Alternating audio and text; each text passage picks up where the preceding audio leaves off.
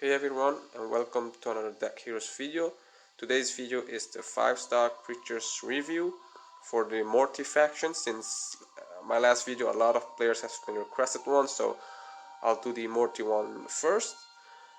If you don't know yet, this is a video where I review and rate the 5-star creatures on how good they are, in my opinion.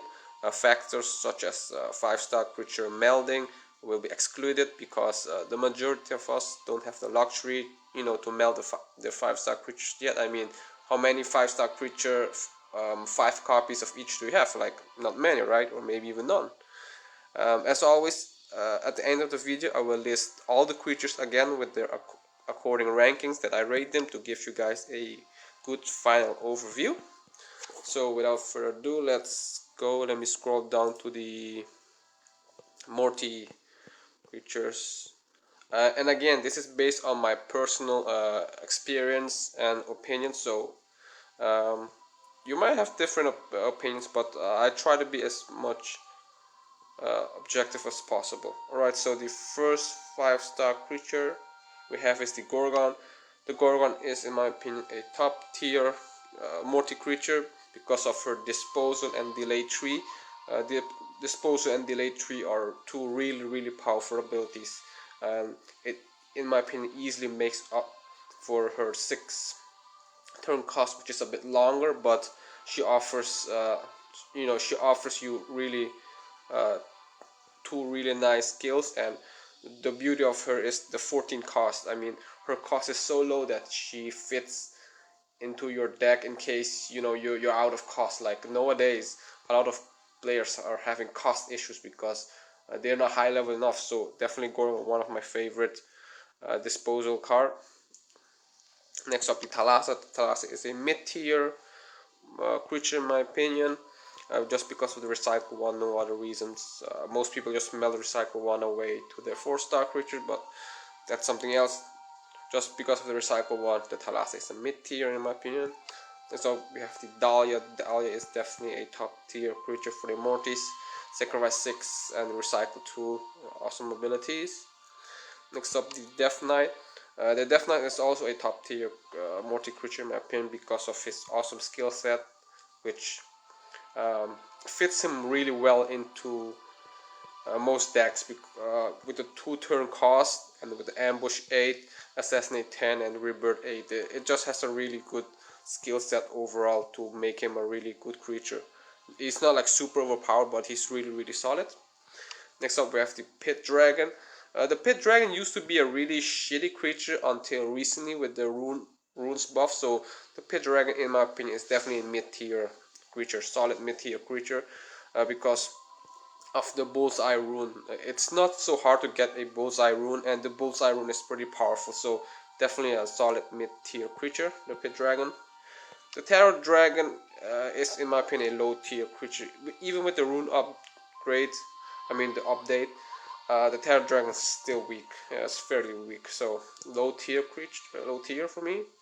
Except the Spirit Siren is a mid-tier creature, just because of her seals and rebirth makes her somewhat useful, and her curse 6 is somewhat useful in hero killing decks. But other than that, she's just a mid-tier, not too good, not too bad.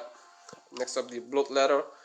Bloodletter, in my opinion, is somewhere between mid and low tier. I think more mid tier than low tier.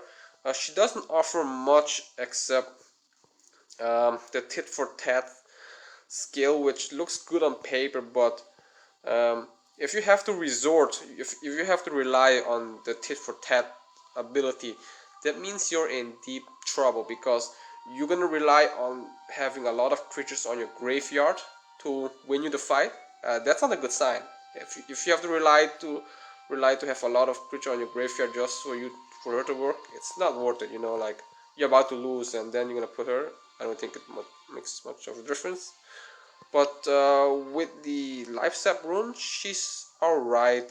Gets more attack for free. She definitely has a lot of weakness, but overall mediocre one.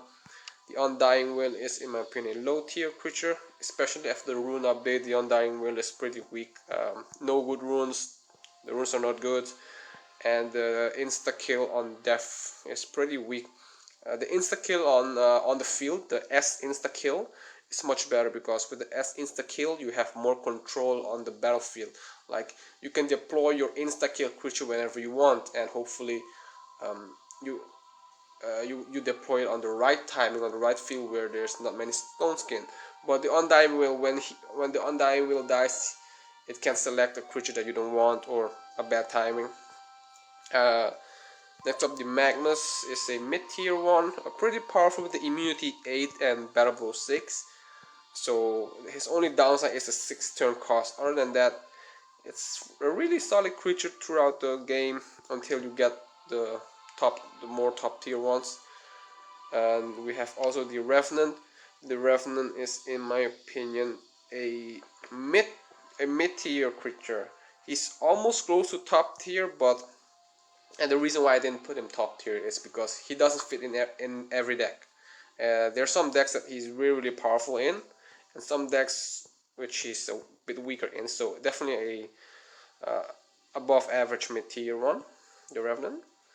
The Phantom Leech is, in my opinion, a good creature. Definitely a top tier Mortii creature, especially with the rune update. Thanks to the life sap and sweeping blow, you can easily uh, increase its attack by a lot. So definitely a top tier Mortii creature. Really hard to take care of once on the field. You need some specific counters like Frost Armor or Good Lockdown against him.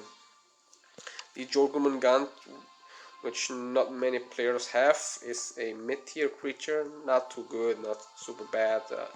I don't have much experience with him, but judging by his skill set, I'd say a mid-tier at best.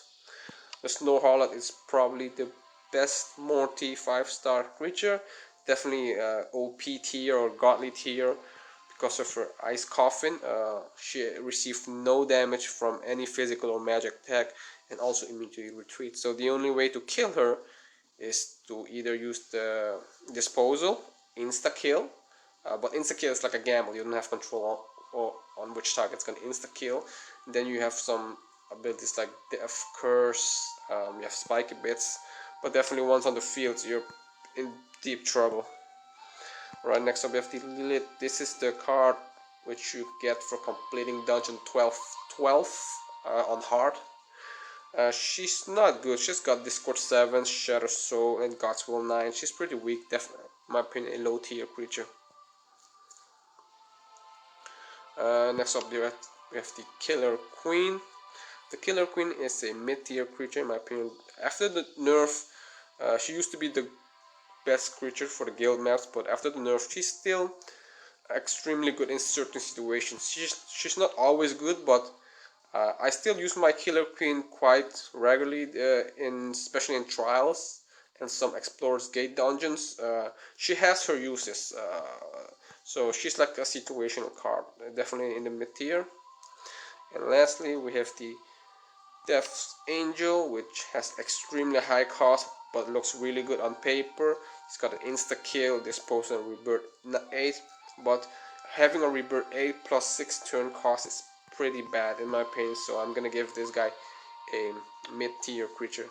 I know there might be a lot of people that will disagree on it, but I hope once you get far enough into the game, you'll realize that hero HP will become more important, and that revive plus waiting another 6 turns is pretty horrible, and his skills are so.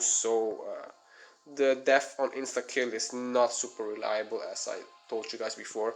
The main reason why he's somewhat good is just because of the disposal.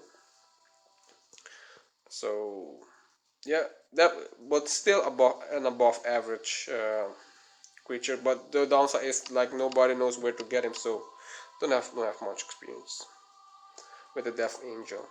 All right, I think I covered everything. Yeah, so overall, a lot of creature fits into the mid-tier creature of the Mortis. The Mortis deck is definitely a tricky faction that requires a bit more thinking or deck building to maximize, to use the full potential. But overall, they're still decent. So here's the list. It should pop up somewhere in the screen.